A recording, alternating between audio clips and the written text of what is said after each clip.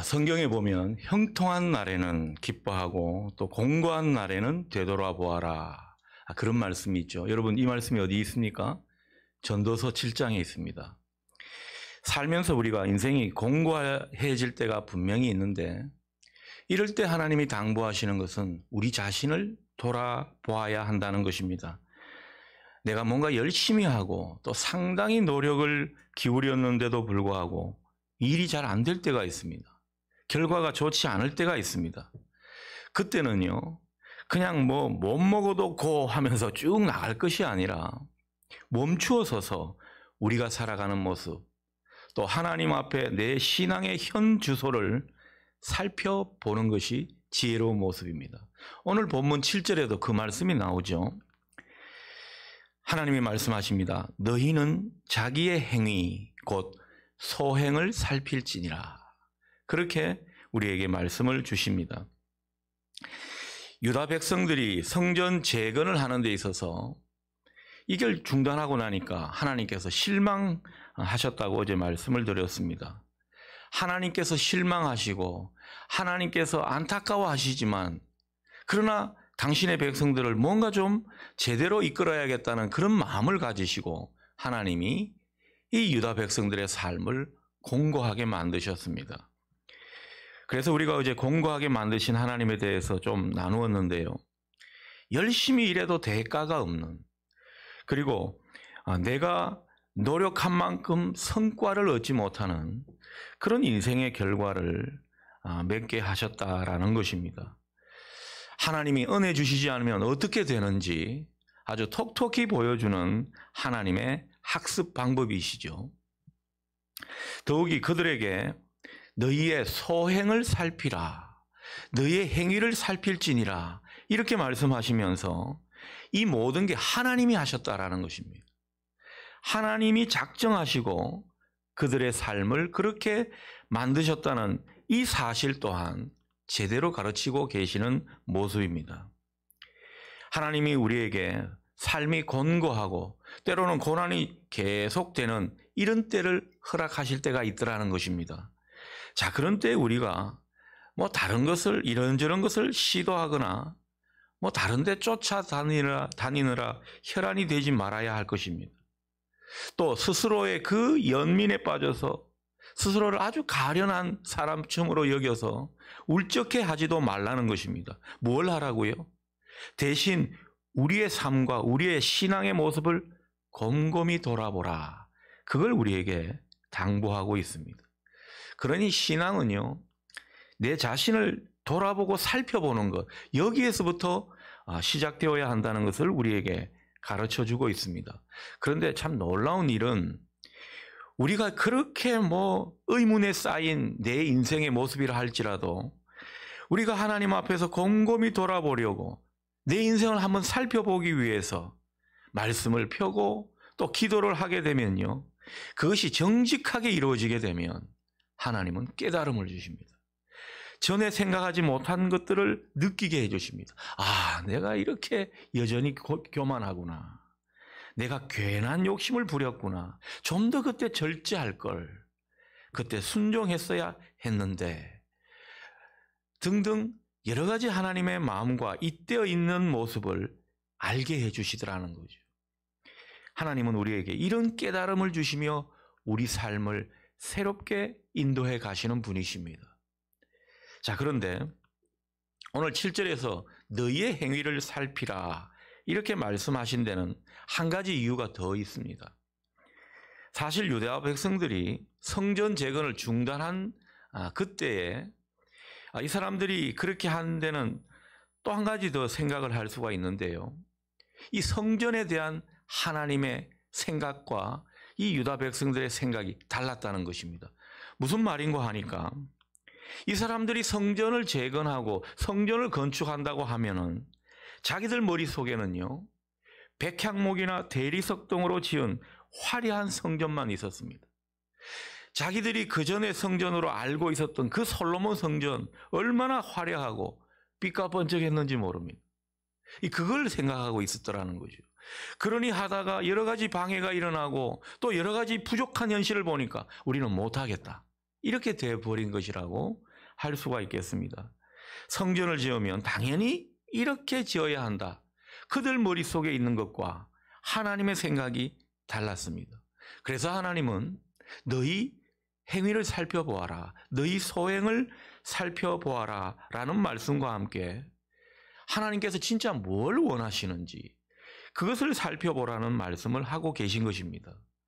우리가 이것 또한 곰곰이 생각해 보게 되면요. 하나님의 일을 하다가 정말 멈추어서서 하나님이 뭘 원하실까 생각해 보게 되면요. 하나님께서 이것도 알게 해 주십니다. 그러니 하나님의 일을 할 때는 그냥 원래 이렇게 했으니까 내가 좋으니까 그렇게 하는 것이 아니라는 겁니다. 하나님께서 뭘 바라시는지 여러분 하나님께서 예전에 바라셨던 거하고 지금 바라시는 거하고 또 다를 수가 있습니다. 그때그때 우리에게 바라시고 원하시는 그 하나님을 제대로 이해하고 그 뜻을 분별해 가면서 하나님의 일을 감당해야 한다는 것이죠. 그런데 이 이스라엘 유다 백성들은요. 그 하나님이 뭘 바라시는지 제대로 모르면서 제풀에 나가 떨어진 그런 꼴이 되고 말았습니다.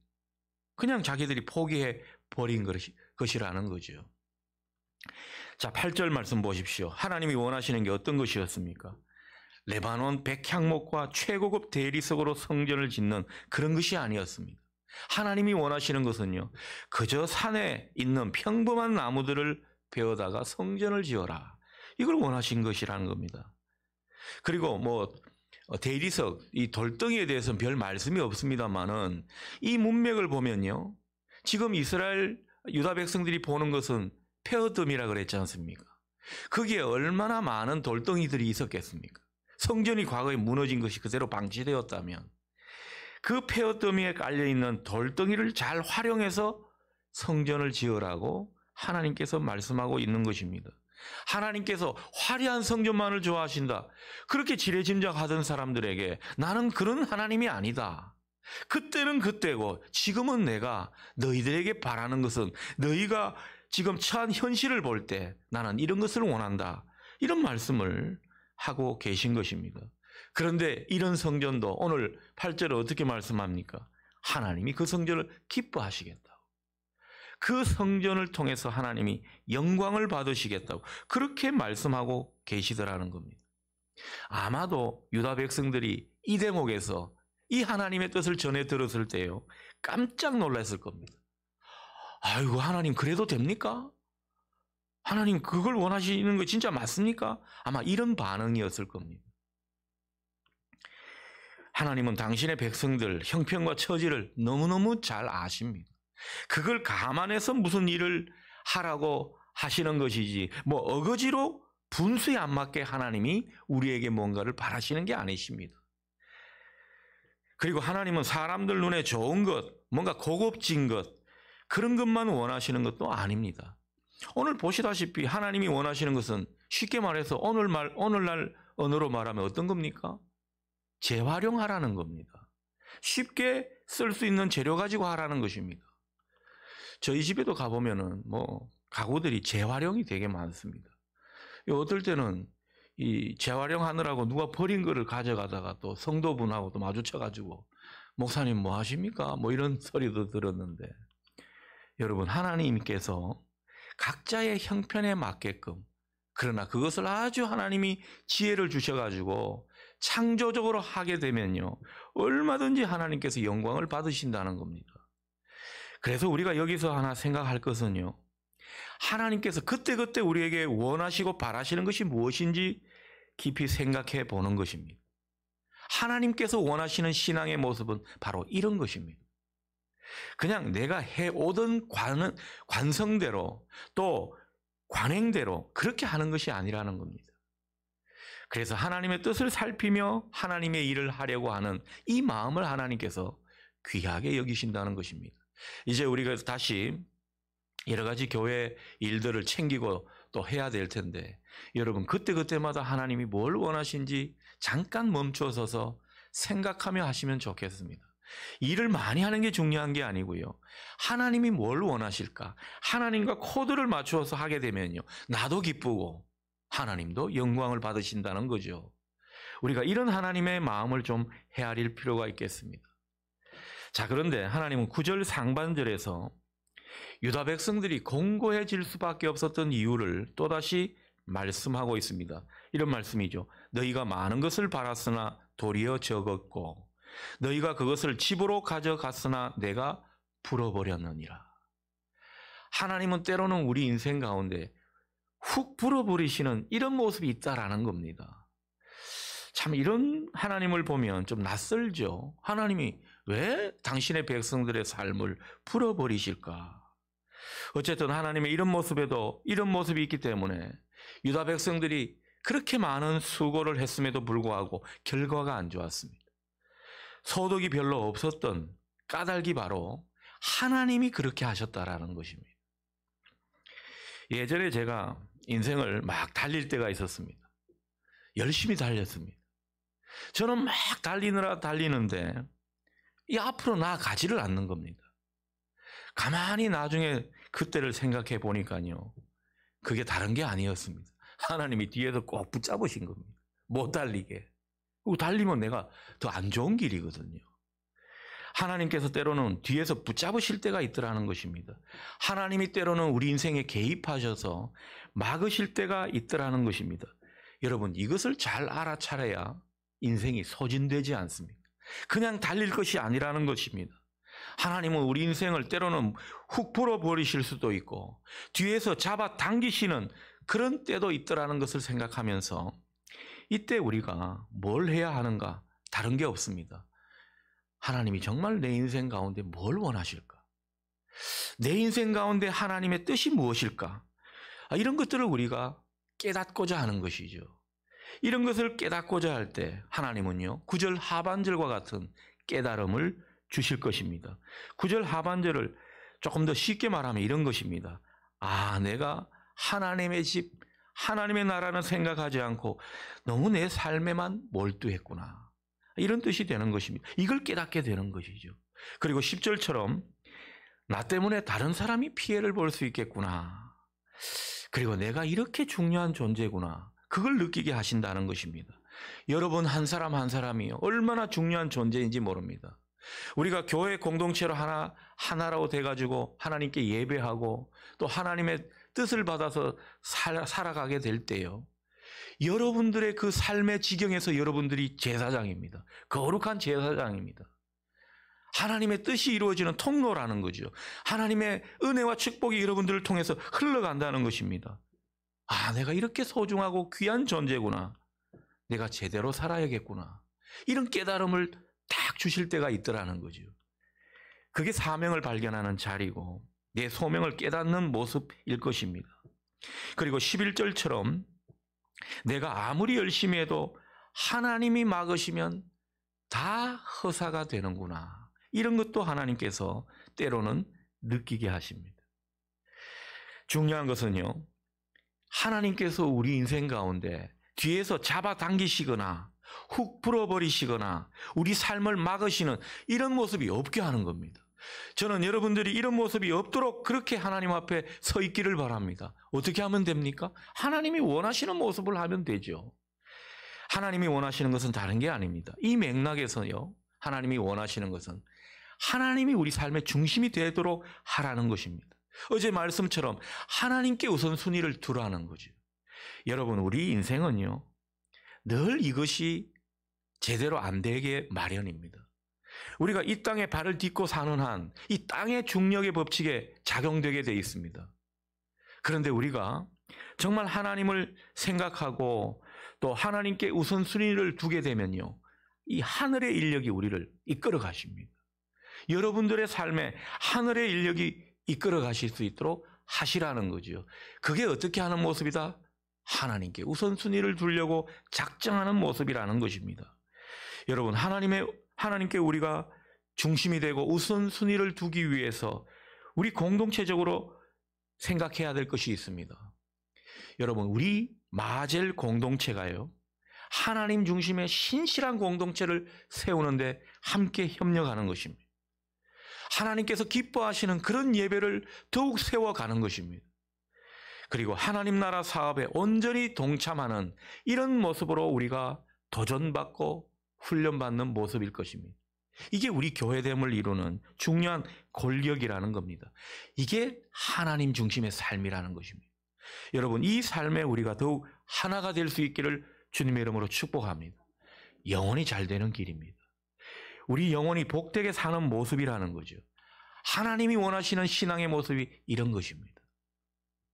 자, 그렇다면 지금까지 학개 선지자를 통해서 하나님의 말씀을 들은 이 유다 백성들 반응은 어떤 것일까?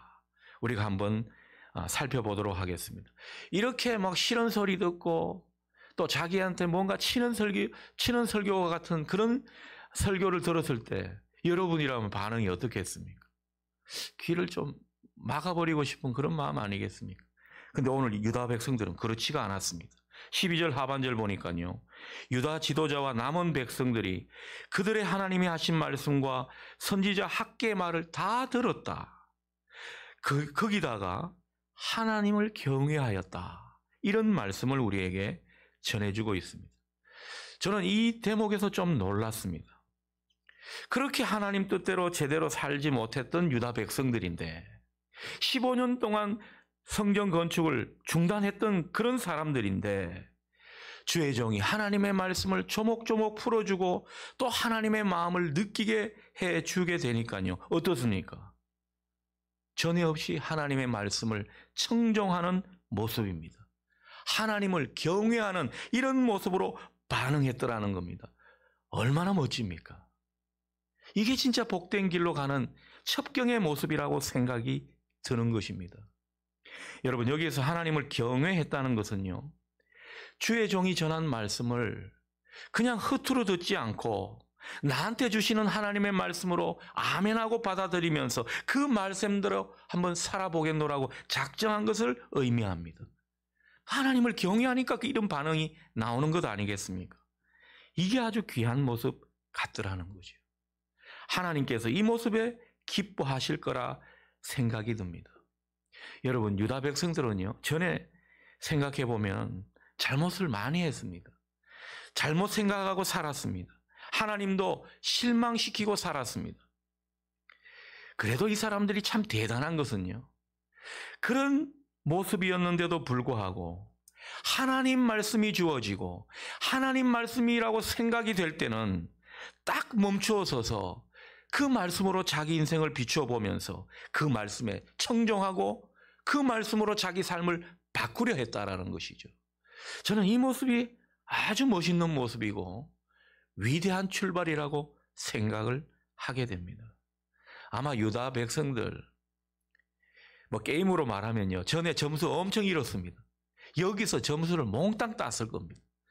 여기서 바로 A 학점을 맞고 배점도 엄청나게 높은 항목이었는데 얼마나 고득점을 맞았는지 모릅니다.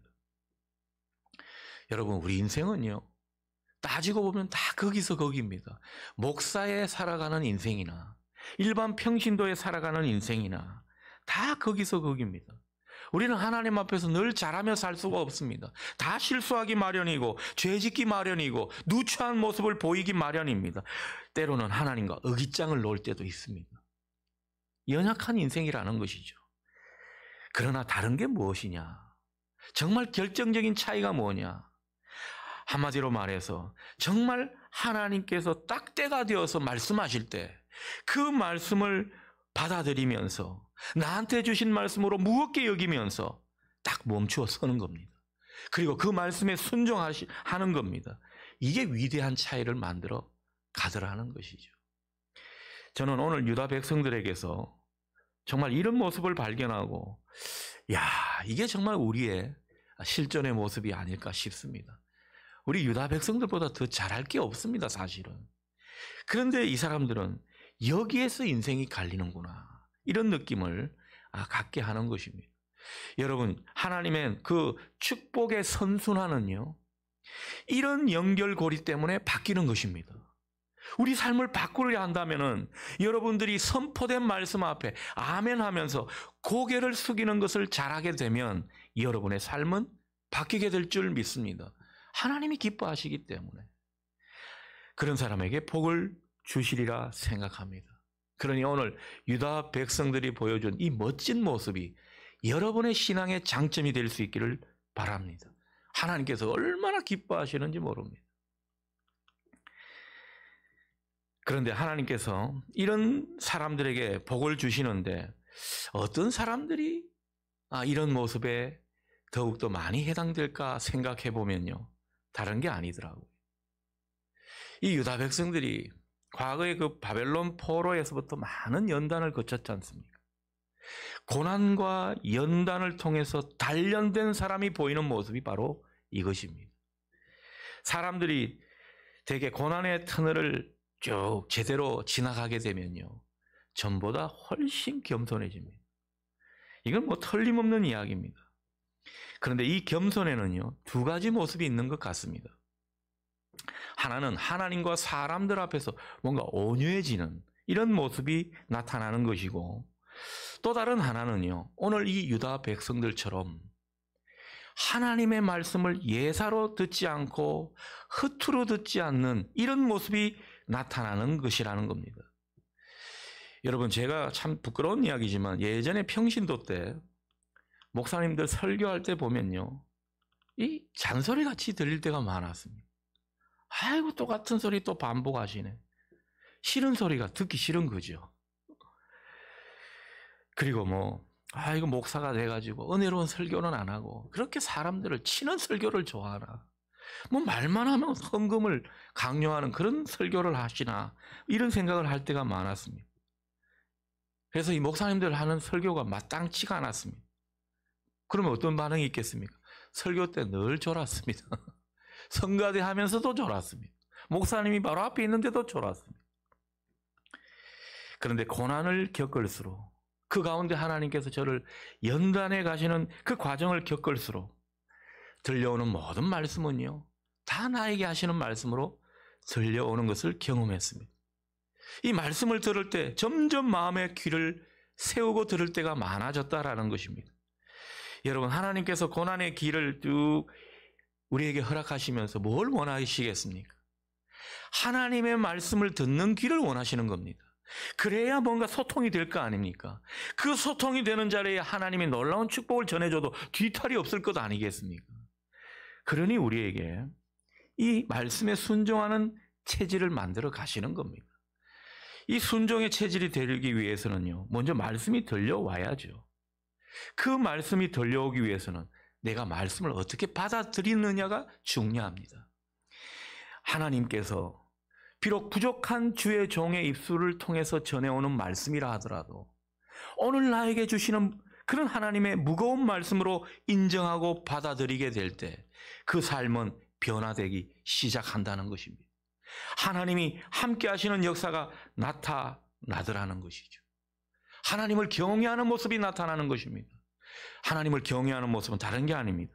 하나님 말씀에 순종하는 이런 삶으로 나아가는 것을 의미합니다. 오늘 유다 백성들이 그 모습을 보여주었습니다. 뒤에서 우리가 확인하겠지만 이들은요, 하나님 말씀에 순종해서 성전 공사를 다시 시작하는 모습을 우리에게 확인시켜 주고 있습니다. 하나님을 경외했기 때문에 그런 변화가 일어났더라는 것입니다.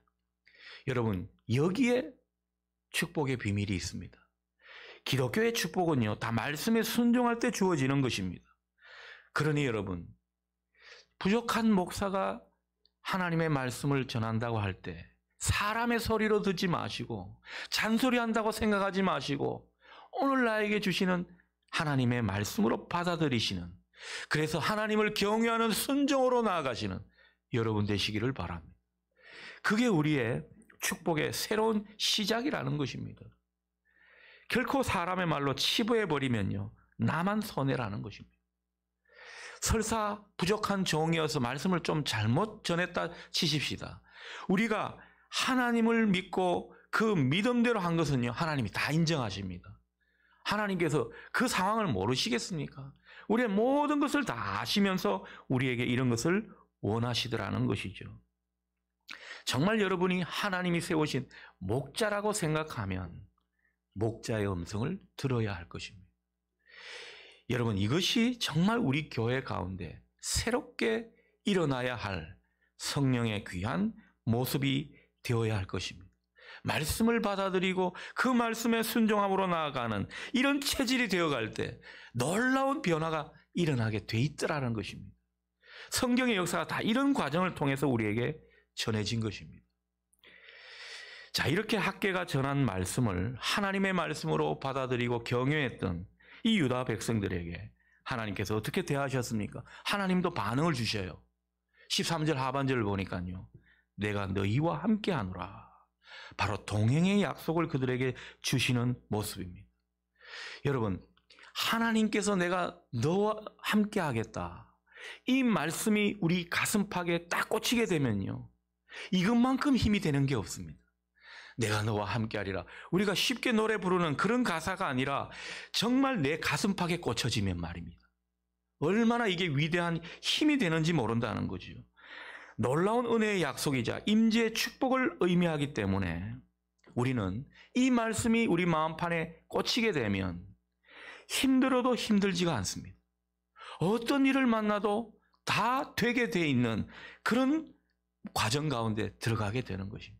사실 이거 하나 하면 게임 끝입니다. 여러분에게 이 소리가 들려올 수 있기를 주님의 이름으로 축복합니다. 내가 너와 함께하노라. 너의 가정과 함께하노라. 너의 사업과 함께하노라. 지금부터 다시 은혜가 시작될 때니 나와 함께하자꾸나. 이 말씀이 내 심령을 지배하게 되면요. 얼마나 하나님을 경외하는 모습으로 나아가게 되는지 모릅니다. 그래서 더 순종의 사람이 되는 겁니다. 여러분, 순종의 체질이 되는 건 우리 노력 가지고 되지 않습니다. 이런 하나님의 은혜로 함께 하심이 있어야 우리가 순종의 체질이 되더라는 거죠. 놀라운 사실은요. 오늘 이 학개서 1장 1절에 보면 이 사람들이 선지자를 통해서 하나님의 말씀을 전해받은 것이 6째 달 첫날이었습니다. 그런데 이렇게 성전 공사의 15절을 보니까 성전 공사에 착수한 날이 언제라고요? 6째 달 24일입니다. 얼마간의 기간입니까? 대략 3주 기간이 흘렀습니다. 이 3주 만에 그들이 한 마음으로 하나님의 뜻에 순종했다라는 것입니다. 놀라운 은혜고 성령의 역사가 아닐 수 없습니다. 그래서 14절처럼요. 지도자와 모든 백성들의 마음을 감동시켰다라는 이 말씀을 주시는 것입니다. 바로 성령의 감동이 함께했다. 성령의 역사로 이 모든 것이 이루어졌다.